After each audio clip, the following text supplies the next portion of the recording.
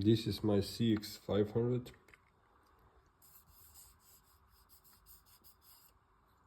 They say that it has 50k. It's hard to tell, but this is right cylinder